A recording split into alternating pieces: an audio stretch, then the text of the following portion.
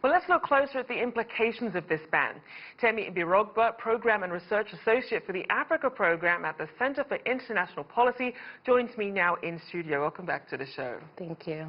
So let's start with the timing of Trump's latest decision to really expand this country-specific ban. Yeah, so it's very interesting timing, considering that it was around the anniversary of the 2017 travel ban that targeted a majority Muslim countries, but a lot of people think that his timing this time around kind of links to the 2020 presidential elections.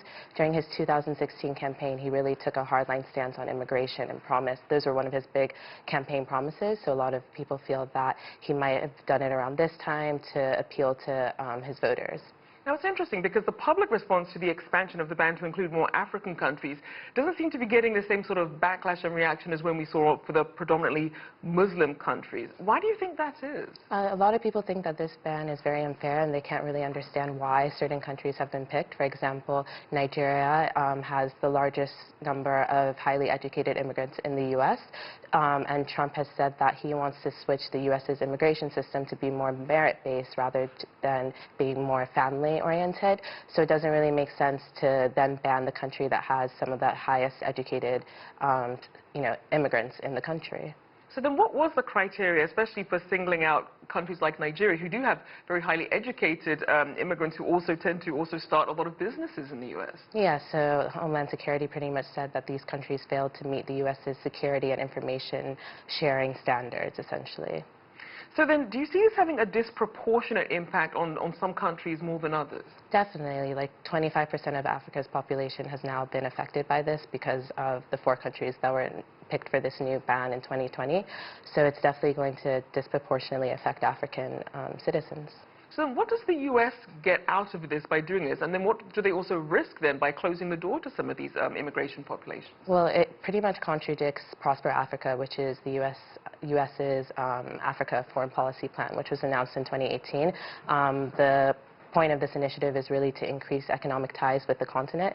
So by banning 25% of the continent's population, you're not really doing that, especially Nigeria, which is the most populous, but also the largest economy in the country. And then Tanzania is number 10, and then Sudan is number 17. So it kind of contradicts that. So we're not really sure what the U.S. is going to get out of it. And claiming that it's because of terrorism threats is also quite confusing. Boko Haram, for example, doesn't really it's not really a huge threat to the U.S. They've never said that they want to attack U.S. soil, and most of their victims have been in Nigeria and in Africa. So, we're not really sure what the U.S. is going to get out of this.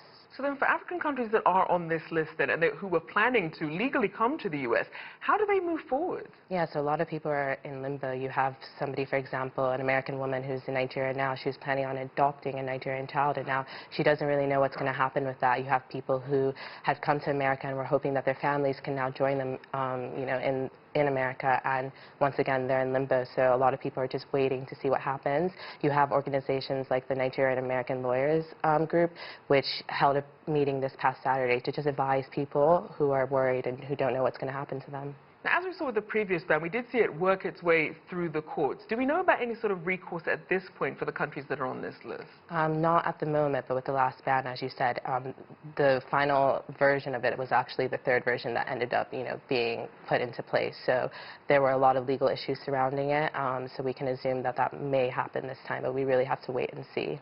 And we have seen that, unlike the previous administration, President Trump has shown very little interest in cultivating better cultural and economic ties with the continent. What does all this then mean, do you think, for the future of U.S.-Africa relations? I think it's a really bad time for U.S.-Africa relations. You have countries like the U.K. and countries like China who make a point to have summits and engage with African leaders, but the U.S. really hasn't been taking that similar stance with Africa, so it's very confusing what's going to happen in the future. And if you were able to give recommendations, what would you recommend then to really sort of navigate this relationship, or sort of covering some of the concerns that the Trump administration says it has? Yeah, I would say that, policies like this aren't really the answer to promoting better U.S.-Africa relations. So things like this really need to they need to think it over and not really go through something like this.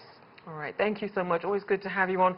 Temi Ibirogba there, Program and Research Associate for the Africa Program at the Center for International Policy.